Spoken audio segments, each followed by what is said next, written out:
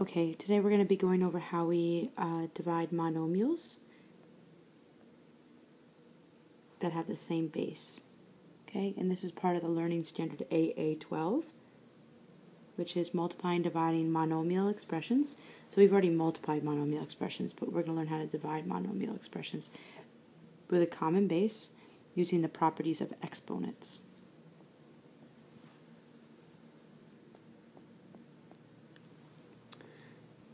Okay, so just a quick reminder about how we reduce fractions, because this is going to be part of the lesson.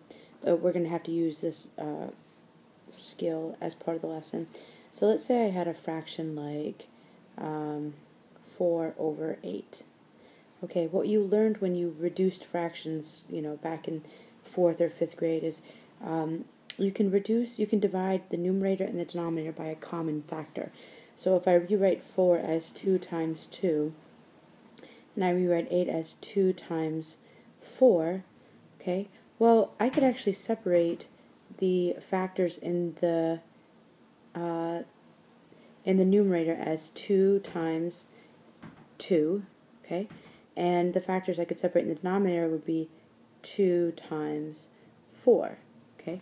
So really I have two fractions, which is 2 times 2 and 2 over 2 times 2 times 4, but 2 over 2 is 1, so really this is 1 times 2 over 4, okay, and that just gets you 2 over 4, and I could repeat that process again to reduce 2 over 4, so I could rewrite that as 2 times 1, 2 times 1, and I could rewrite 4 as 2 times 2, and then I could separate those fractions as factors, okay, and then 2 over 2 is 1, so that just ends up being 1 times 1/2, which is 1/2. So in the end, 4 over 8 is equal to 1/2.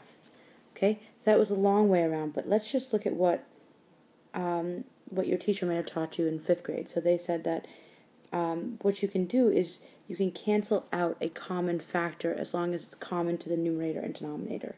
So 4 and 8, they share factors of 2 and 4, but the greatest common factor between 4 and 8 is 4. So the largest factor that goes into both of them is 4. So you can divide 4, you could divide the numerator by 4, you would get 1, that means you put the 1 there to say that the 4 has been replaced by the 1 after dividing it by 4. And then 8 divided by 4 is 2, so really what you have left is 1 over 2. Okay, you may have seen it written like 4 divided by 8, and then divide the top by 4, and then divide the bottom by 4, and you would have gotten 1 over 2. So depending on how you were asked to show your work in that grade, you might have been asked to show it the first way or the second way, but that's just how you reduced fractions, okay? So if I had a fraction like, 12 over 18, oops, well, let's just leave 12 over 16, I guess. The GCF, the first thing I do is I find the GCF of 12 and 16, and that's going to be 4. So I can cancel out a 4 in the numerator, because remember what I'm doing is, in my head, I'm rethinking 12 as 4 times 3 and 16 as 4 times 4, and then that 4 cancels out because that just gets a fraction that's equivalent to 1. Okay, and then you just have 3/4 left. Okay, so what we're going to be doing today is similar to this reduction of fractions. Okay, so let's look at our first division problem. So when we divide by monomials, we can take a monomial like x to the 5th and x to the 3rd. Okay, but remember x to the 5th is just x multiplied by itself 5 times, and x to the 3rd is just x multiplied by itself 3 times, or x represented as a factor 3 times. So if I go ahead and start canceling, right, as long as I have the same thing in the numerator and denominator, I can cancel them. And the way we show it is we draw a line connecting the object in the numerator and the same object in the denominator. Okay, what I'm left with is just x squared. Okay, so the rule for dividing monomials with the same base is that we keep the base and we subtract the exponent. So if I were just going to go to, I'll give you another example here. If I had, say, y to the 10th divided by y to the 8th, I would just say, okay, well, I know the numerator is y multiplied by itself 10 times, right? I know the denominator is y multiplied by itself 8 times. So you ask yourself, well, how many factors would be canceled?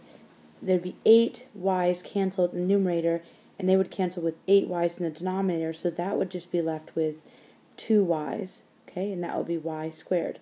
And look at what you're doing here. You're keeping the base, the common base here is y. You're keeping the base here, and you're subtracting the exponents. Oops, I don't want to put an equal sign up there, but this right here, the whole thing equals y squared. Okay, and this right here is 10 minus 8 figures out how many factors remain after you cancel common factors out.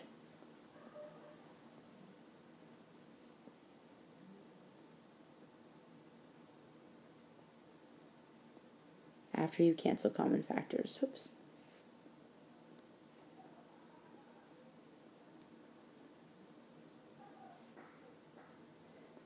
From the numerator and denominator.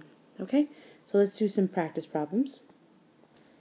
Okay, so if we had x to the 8th divided by x to the 5th, well, that's going to be x, the common base is x, to the 8 minus 5, which is x to the 3rd. Okay, because 5 factors will cancel from the denominator with the 5 in the numerator, and you're left with 3 in the numerator.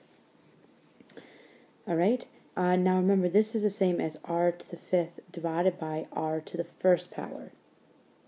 Okay, so that's r to the 5 minus 1, or r to the 4th. Okay, and this one's interesting. So let's do it out in the way that we've just been taught. So we keep the base of a, and we subtract the exponents. Okay, so you get a to the 0 power, but if you recall from 7th grade material, a to the 0 power, anything to the 0 power is 1, except a cannot be 0, because 0 to the 0 power is not 1. We say that that's undefined. Okay. Okay, just very quickly, a common misconception here. Let's say that I had a to the 5th divided by a to the 3rd. A common misconception here is to actually take the a divided by a. So sometimes we will say, oh, a divided by a is 1, and then 5 minus 3, right? So they divided the bases, and they're subtracting the exponents, and they get this, but 1 squared is 1. But clearly, a to the 5th divided by a to the 3rd is not equal to 1, because the numerator does not equal the denominator. So something went wrong here. And the misconception is that you don't divide the bases. You subtract the exponents, because the exponents tell you, when you subtract them, it tells you how many of the factors in the numerator, which is that top number, cancels with however many factors in the denominator. Okay. Okay, a few more practice problems. So if we had b to the 5r divided by b to the 3r, so notice that these are both common bases of b. So you'd have b to the 5r minus 3r, and since those are like terms because they both have r and they're both raised to the first power, we have b to the 2r, and there's nothing else you can do with that. Okay, so for number 5, what we have to do is we have to use our other powers. The numerator, we can use our product of powers rule to simplify this. So 5 to the 4th times 5 squared, we keep the base of 5 and we add the exponents. Okay, I still have 5 to the 3rd in the denominator, but 5 to the 6th divided by 5 to the 3rd is 5 to the 6 minus 3, which is 5 to the 3rd. Okay, and I'm not going to write that as 125, because the whole purpose of this lesson is just to use your exponent rules in order to simplify these, not to actually evaluate what 5 to the 3rd is. Okay, in the numerator of the next one, we have the power of a power rule. So we have a power right here that's being raised to another power. So that's 3 to the 16th power. In the denominator, we have something similar. So we have 3 squared raised to the 4th power. If you recall, it's just 3. We keep the base and we multiply the exponents. And now the quotient of power rule says that we have to keep the base of 3 and subtract the numerator's exponent, or the denominator's exponent from the numerator's exponent. So we just get 8 to the third. Okay, some common questions that I get when I teach this lesson is, what if you have, like for number 7, what if you have uncommon bases? Like, what can you do? So for number 7, I have a base of 2 and I have a base of 3, and sometimes people will want to, say, oh, that's, 2 divided by 3 to the 2 over, well, actually the answer is not, you can't do anything. That is as simplified as it gets unless you actually want to evaluate for these. That would be 4 over 81, I think. Okay, and there's no actual way of reducing this because we know the only factors of 4 are 2 and 2, and the only factors of 81 are 3 or multiples of 3. Okay, but for number 8, sometimes when there's uncommon bases, we can rewrite one base in terms of another base. So in this form, I can't divide anything, but I can rewrite. Remember, 64 is equal to 8 squared. Okay, so instead of 64 in the numerator, I can write 8 squared. But since 64 was being raised to the 4th power, I'm going to raise this to the 4th power. That's 8 squared. Okay, so 8 squared to the 4th power is 8 to the 8th power. There's a lot of 8's here. And then I have 8 squared in the denominator. And then that's 8 to the 8 minus 2 power, which is 8 to the 6th power. So you can, in this situation, if they have unlike bases, but you can rewrite one as a base of another, then you're allowed to do it. You're allowed to do that, and then use your exponent rules to simplify. Okay, that's the end of this lesson.